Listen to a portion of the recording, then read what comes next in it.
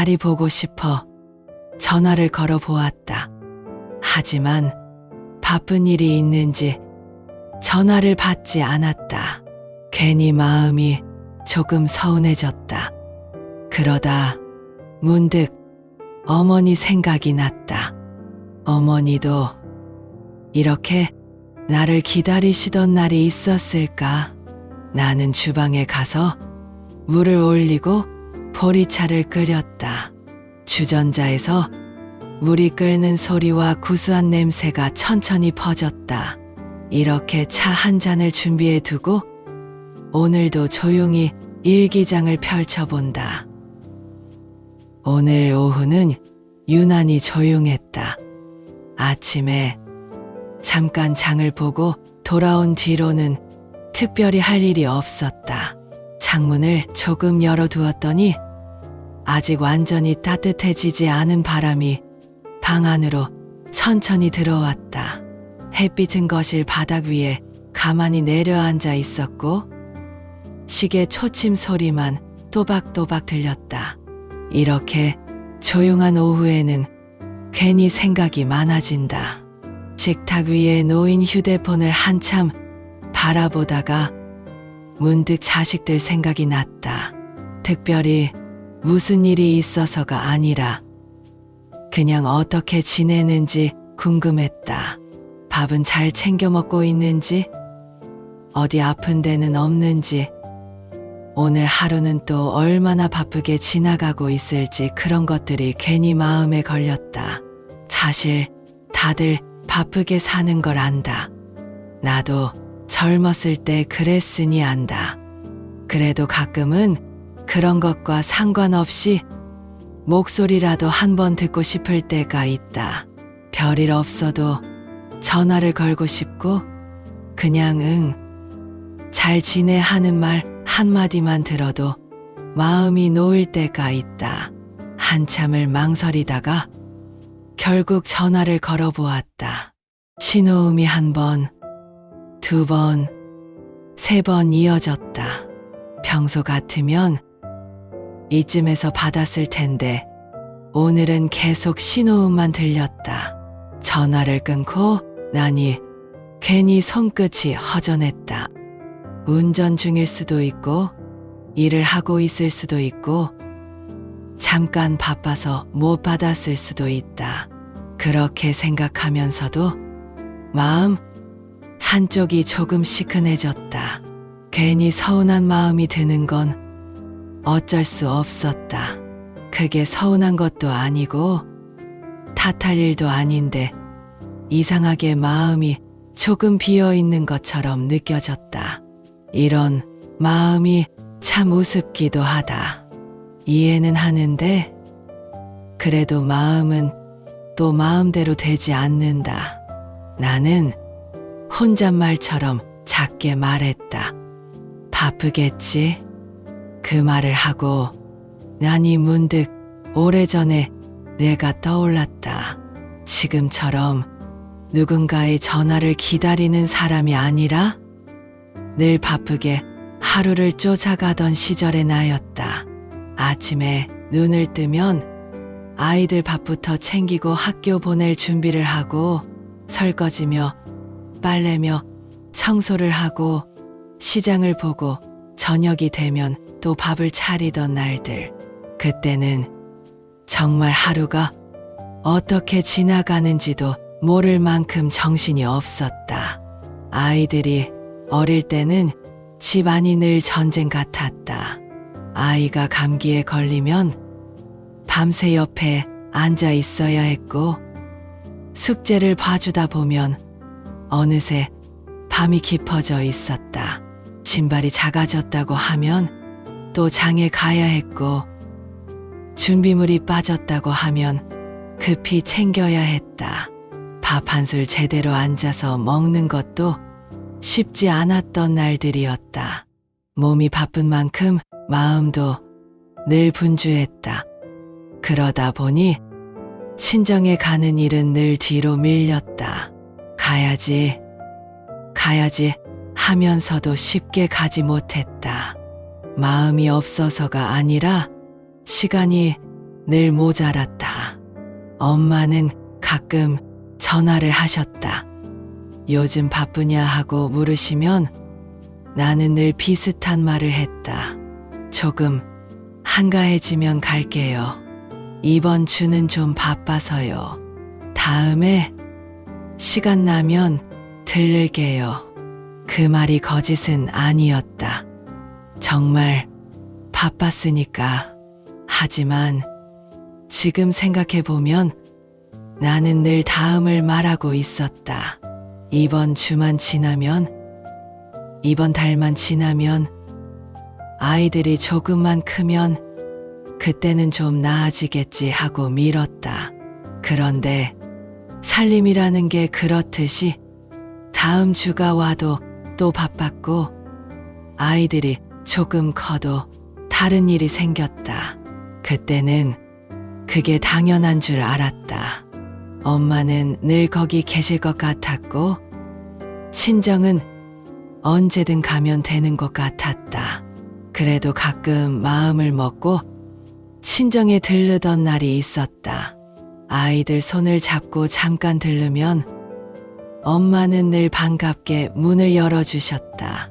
문을 열자마자 왔냐 하시던 목소리가 아직도 귀에 남아있다. 짧은 말이었지만 그 한마디에는 반가움이 가득 들어 있었다. 엄마는 우리가 들어서기도 전에 벌써 부엌으로 가셨다. 나는 늘 잠깐만 있다 갈 거라고 했다. 그런데 엄마는 늘 밥을 차려주셨다. 밥 먹고 가라. 애들도 배고플 텐데.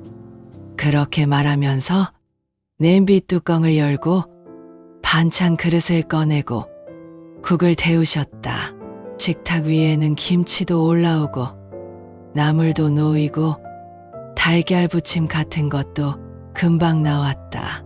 지금 생각하면 참 신기하다. 그렇게 짧은 시간 안에 어떻게 그리 이것저것 챙겨주셨는지 모르겠다. 그때는 그게 너무 당연하게 느껴졌다. 엄마니까 늘 그렇게 해주는 거라고 생각했다. 나는 밥을 먹으면서도 늘 시계를 봤다. 집에 돌아가면 해야 할 일이 또 쌓여 있었기 때문이다. 아이들을 씻겨야 하고 빨래 널어야 하고 내일 준비도 해야 했다. 마음은 늘 다음 일로 먼저 가 있었다. 밥을 다 먹고 나면 나는 늘 서둘러 일어났다. 이제 가봐야겠어요. 다음에 또 올게요. 그러면 엄마는 알겠다고 하시면서도 금세 작은 반찬통을 꺼내셨다. 김치를 담고 멸치볶음을 조금 넣고 나물을 꾹꾹 눌러 담아주셨다. 때로는 국도 작은 통에 담아주셨다. 나는 괜찮다고 했지만 엄마는 늘 가서 먹어라 하고 손에 쥐어주셨다. 돌아보면 엄마는 내가 오래 머물지 못하는 걸 알면서도 그래도 빈손으로 보내고 싶지 않으셨던 것 같다. 신발을 신고 나가면 엄마는 늘 현관 앞까지 나오셨다. 거기서 끝나는 법이 없었다. 엄마는 복도 끝 엘리베이터 앞까지 같이 걸어 나오셨다. 버튼을 눌러주시고 문이 열릴 때까지 옆에 조용히 서 계셨다. 나는 아이들 손을 챙기고 가방을 들고 정신없이 엘리베이터에 올랐다. 그러면 엄마는 손을 살짝 흔드셨다. 엘리베이터 문이 닫히기 직전에 뒤를 돌아보면 엄마는 늘 그 자리에 계셨다. 한 번도 먼저 등을 돌린 적이 없었다. 내가 완전히 들어가고 문이 닫힐 때까지. 그리고 아마 내가 내려간 뒤에도 잠깐은 그대로 서 계셨을 것이다. 그때는 그 장면을 깊이 생각해 본 적이 없다. 그냥 늘 보던 모습이라 여겼다. 그런데 지금 와서 생각하면 그 짧은 배웅 속에 엄마의 기다림이 다 들어 있었던 것 같다. 아마 엄마는 내가 오기 전부터 기다리셨을 것이다. 오늘은 오려나? 이번 주에는 얼굴 볼 수 있으려나? 손주들은 컸으려나? 그렇게 기다리다가 겨우 잠깐 얼굴 보고 밥 한 끼 먹이고 반찬 몇 통 싸보내고 또 문 앞에 오래 서 계셨을 것이다. 그게 엄마의 시간이었다는 걸 그때는 몰랐다. 나는 늘 바빠서 엄마의 시간을 자세히 보지 못했다. 조용한 거실에 앉아 있으니 그 장면들이 하나씩 떠올랐다. 문 앞에 서 계시던 엄마, 부엌에서 분주히 움직이시던 엄마, 엘리베이터 앞에서 손을 흔들어 주시던 엄마, 그리고 내가 한 번 더 돌아보면 아직도 그 자리에 그대로 서 계시던 엄마. 이상하게도 그런 기억은 시간이 오래 지날수록 더 또렷해진다. 나는 식탁 위의 휴대폰을 다시 바라보았다. 아까 전화를 걸었을 때 남아있던 기록이 화면에 그대로 떠 있었다. 바쁜 걸 안다. 자식들도 하루하루 정신없이 살 것이다. 그런데도 괜히 목소리가 듣고 싶고 잘 지내는지 궁금하고 별일 없다는 말 한마디에 안심하게 된다. 그 마음을 이제야 조금 알 것 같았다. 그때 휴대폰이 울렸다. 조용하던 집 안에 벨소리가 또렷하게 퍼졌다. 화면을 보니 아까 전화를 받지 못했던 딸이었다. 나는 얼른 전화를 받았다. 아까 전화했었어요? 하는 목소리가 들렸다. 평소처럼 조금 바쁘고도 익숙한 목소리였다. 나는 괜히 별일 아닌 척 말했다. 아니야, 그냥 생각나서. 자식은 잠깐 전화를 못 받았다고 미안해했다. 우리는 짧게 안부를 주고받았다. 밥은 먹었는지, 날씨는 어떤지, 몸은 괜찮은지, 일은 많이 바쁜지. 아주 짧은 통화였지만 목소리를 들으니 마음은 분명 조금 놓였다. 아까보다 가슴이 덜 허전했다. 그런데 전화를 끊고 나서도 한참 동안 휴대폰을 내려놓지 못했다. 이상하게도 방금 들은 자식의 목소리보다 오래 마음에 남는 얼굴이 따로 있었다. 현관 앞에 서 계시던 엄마의 얼굴이었다. 왜 그런지 모르겠다. 자식과 통화를 했으면 자식 생각이 더 남아야 할 텐데 오늘은 엄마가 더 깊이 떠올랐다. 어쩌면 나도 이제 기다리는 사람이 되었기 때문일 것이다. 기다리는 사람만 알 수 있는 마음이 있다. 바쁜 걸 이해하면서도 괜히 한 번 더 생각나는 마음, 먼저 연락하기를 망설이다가도 결국 전화를 걸게 되는 마음, 잠깐 통화만 해도 안심되다가 통화를 끊고 나면 도리어 더 보고 싶어지는 마음, 그런 것들을 이제야 알 것 같다. 젊은 날의 나는 엄마를 사랑하지 않은 것이 아니었다. 다만 너무 바빴고 너무 정신없었고 엄마는 늘 그 자리에 있을 거라고 믿었다. 그래서 기다리는 사람의 시간을 보지 못했다. 내가 오기를 기다리고 내 목소리를 기다리고 내가 다시 돌아보기를 기다리던 그 마음을 너무 늦게 알아버린 것 같다. 가끔은 그런 생각이 든다. 그때 내가 잠깐 들러서라도 얼굴을 더 보여드렸더라면 어땠을까? 엄마랑 같이 맛있는 걸 먹으러 다녔다면, 조금만 덜 서둘렀더라면, 엘리베이터 문이 닫히기 전에 한 번 더 바라봤더라면 어땠을까? 다 지난 일인데도 이런 생각은 문득문득 떠오른다.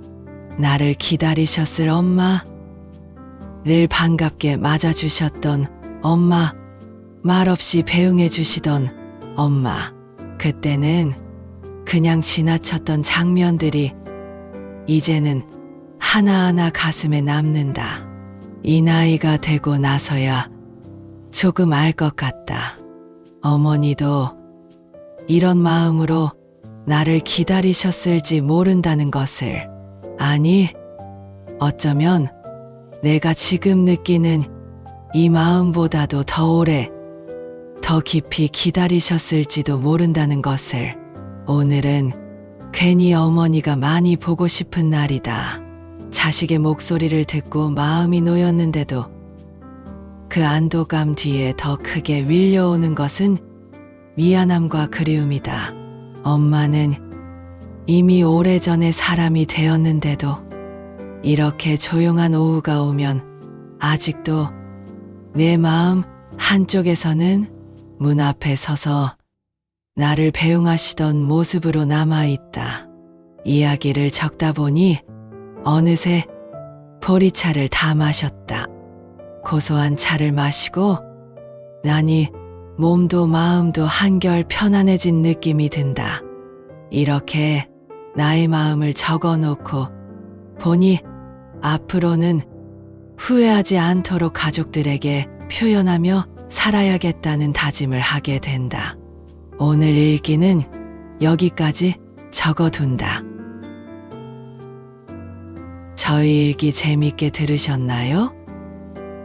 재밌으셨다면 구독과 좋아요 한 번씩만 부탁드립니다.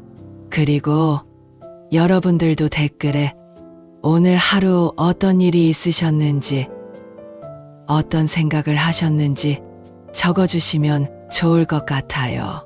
사소한 일들도 좋아요. 서로의 삶을 공유하고 적적했던 하루를 따뜻하게 마무리해 봅시다. 오늘도 찾아와 주셔서 감사합니다.